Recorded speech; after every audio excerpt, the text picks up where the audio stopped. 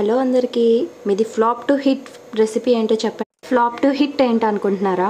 ప్రతి ఒక్కరి లైఫ్లోనే అటు వెజ్ అవ్వచ్చు, లేదంటే ఇటు నాన్ వెజ్ అవ్వచ్చు, ఏదో ఒక రెసిపీ చాలా విసిగించిన రెసిపీ ఉంటుంది కదండి. అమ్మో ఈ కూర ఉండాలా అన్న దగ్గర నుంచి ఈ కూరే కదా ఎంత 10 నిమిషాల్లో అయిపోతుంది అనుకునేదాకా వచ్చిన రెసిపీ ఉంటుంది కదా.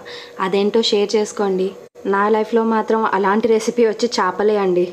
నేను 1-2 సార్లు కాదండి, 3 సార్లు ఫెయిల్ అయ్యాను చేపల విషయంలో మాత్రం. ఫస్ట్ పెళ్ళికి ముందు చేపలు ఫ్రై చేయమని చెప్తే ఇంట్లో చేపల బజ్జీలు వేసానండి నేను ఇంట్లో మైదా పిండితోటి. సెకండ్, మా ఆయనకి చేపలు అంటే చాలా ఇష్టం.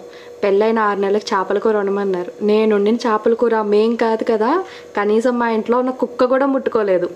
మూడోది, 2 సార్లు దెబ్బ అయిపోయినా సరే మూడోసారి కూడా వేరే లెవెల్లో ట్రై చేశాను నేను. అది నాకే వికెటించి ఫుడ్ పాయిజన్ అయ్యి 2 రోజులు బెడ్ దిగలేదు.